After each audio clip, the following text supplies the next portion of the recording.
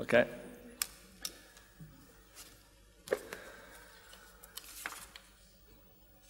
And the title of Anders and co-workers' work is, the presentation is Evaluation of the procedures used to estimate fecundity of Northeast Atlantic mackerel collected under the ICS Triennial Egg Survey. The title of this presentation is Evaluation of the procedures used to estimate fecundity of Northeast Atlantic mackerel collected under the ICS Triennial Egg Survey. And as you can see from the author list, there is quite a lot of persons involved in this work, and also many labs and countries. And this is probably caused by mackerel having a large distribution area.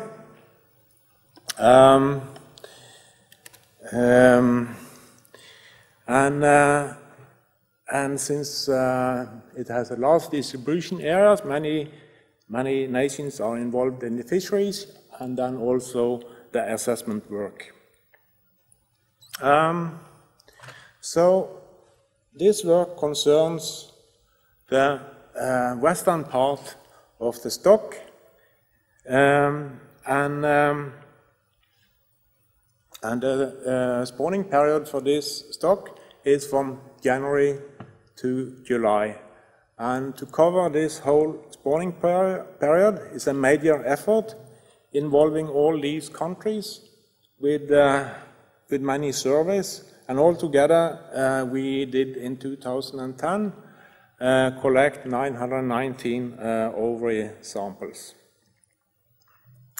We are using the total annual egg production method, in which the spawning stock biomass is estimated from the annual egg production divided on the realized annual fecundity multiplied with the sex ratio. And as you know, this method can only be used for determinate spawners. And this has been discussed before today. And mackerel has usually been considered to be a determinate spawner, although there are several things with the mackerel that could indicate an indeterminate strategy. However, this is based very much on a work by Greer Walker et al. In 1994, and this work has been presented earlier in this session. Doing this work on a large survey like this is a major effort, and we had to do lots of preparations. We had a workshop in San Sebastian in 2009 where we worked on the methods. We developed software, common software for all the labs based on ImageJ and ObjectJ. And we also did ring tests based on the 2007 samples. However, we also planned to do some ring tests on real samples, but before the survey, time was short, and that never was implemented. On board the ships, fecundity samples were taken using a small pipette, 25 microliters. We took 3 samples from each fish, and then each fish was analyzed for fecundity by 2 labs. And these samples were evenly distributed among the labs, so that in theory each lab should get the same mean value in the end. And both Scotland, Ireland, Norway and Spain was involved in this work.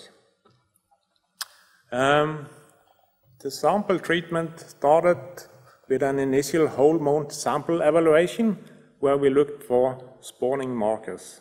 If there were spawning markers, the sample was scored as a atresia sample, while if there was no spawning markers, we would use it for fecundity analysis if the largest oocytes in the sample were above 400 micrometers.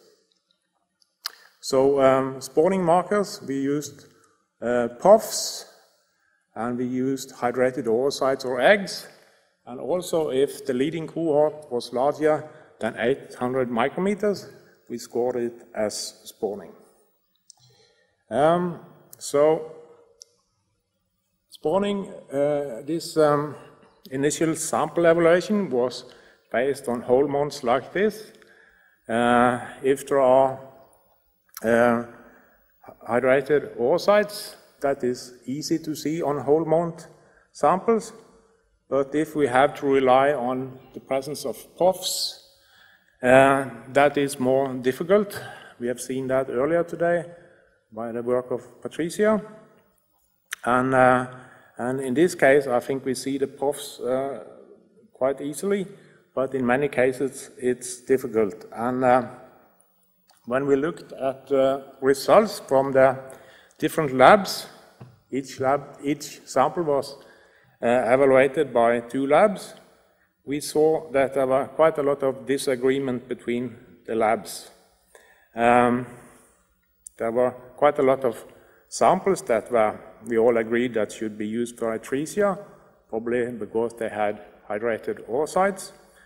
But there was also 77 samples where we did not agree, and only 75 samples where both labs agreed. So I think these results are quite in line with what Patricia showed us earlier today, that whole month, looking for puffs in whole month is maybe not reliable. If you look at puffs in histology, it's much easier to detect them, and you would feel rather confident when you look for puffs in a slide. Then we go to the fecundity counting. We did fecundity counting on images like this. We counted all oocytes above 185 micrometers. And most of the oocytes that were larger than 250 micrometers, they were detected automatically by the mackerel procedures. And the smaller oocytes and also a few larger oocytes, we then had to count manually in the end. And here is the result from those countings split by institute. You can see here that most of the labs have a rather similar mean result, mean column here, while there is one lab that has a much lower mean value than the other ones. And actually we, because of this, had to exclude all the results from this lab in the final estimate. And of course, we want to know why this happened, and we went more into the details and looked at the picture that we were working on. Earlier in the process of working up these samples, I think in several of the labs we had problems with separating the oocytes, and we ended up with pictures like this, where the oocytes are in clumps and very difficult to count and detect. So later on we improved ourselves, used more work on this, and we were able to do better separation. However, the problem in Lab 4 turned out to be pictures like this. As you can see here on this picture, there is a very low contrast on the image, and you can actually not, it's very difficult to see the smaller oocytes. If you look in this area here, you may see some very faint oocytes. They are actually there, but I have problems seeing them, and also they had problems on that lab number 4. So they made a serious underestimate of based on these pictures here. So here is an example, good quality picture. Here the oocytes are well separated, and we also have good contrast and detail in the picture. We also did analysis of atresia, and we did that based on 2 ovary sections from each fish, and we took 6 to 14 pictures typically from each of these ovaries. Each of these, yeah. And on these pictures, we counted then the frequency of early alpha atretic oocytes. Here is an example of that. Early alpha atretic oocytes have small cracks in chorion. And here is a screenshot from the counting. We are using a Weibull grid and count the hits. Here is the results from this, also split by institute. The geometric mean is here an important number, and as you can see, it's rather the results from the different labs are quite similar. There were some problems with prevalence with lab 3 and lab 4, but I think we discovered what that problem was about. It was in fact lab 3 that embedded and sectioned all these samples, and then they sent pictures to lab 4. And to save themselves some work, they sent those pictures that contained atresia to the other lab. So if you combine these 2 numbers, you actually get a number which is similar to the other labs. Now we have found the potential fecundity, and we have the atresia, so then we should also be able to calculate the realized fecundity.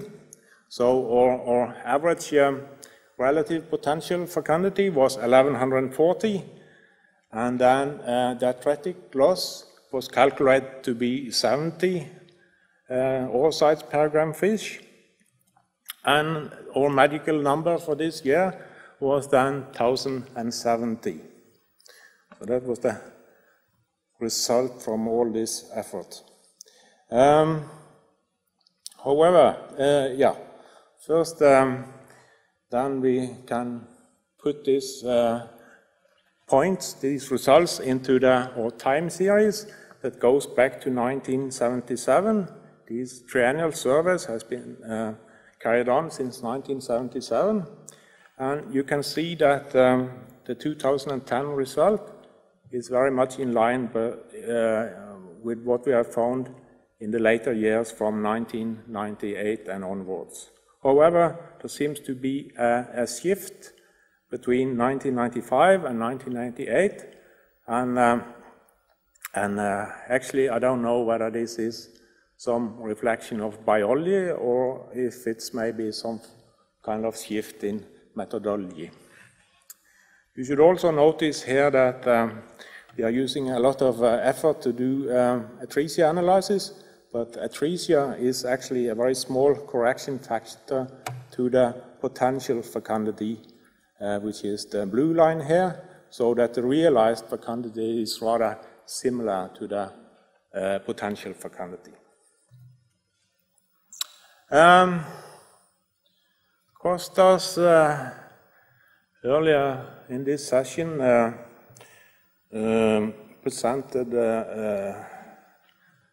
the paper by Greer Walker et al. From 1994, whether mackerel is a determinate or indeterminate spawner. And this discussion has started again.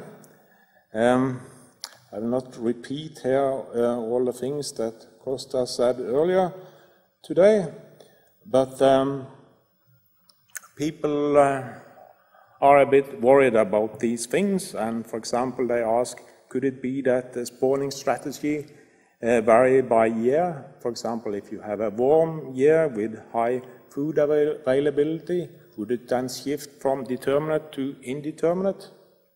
We don't know, but this discussion has now started. And I'm soon finished.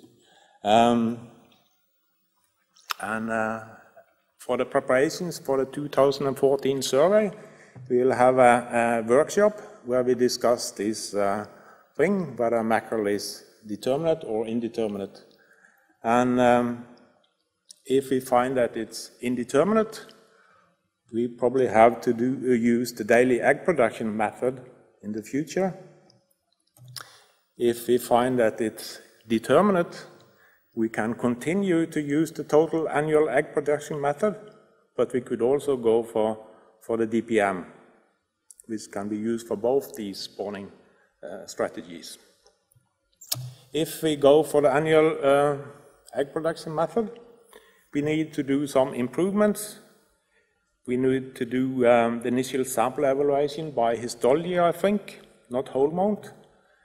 And also, all the labs should qualify before survey using ring tests on real samples. Especially, we have to focus on whole mount sample preparation and photographic quality. Thank you.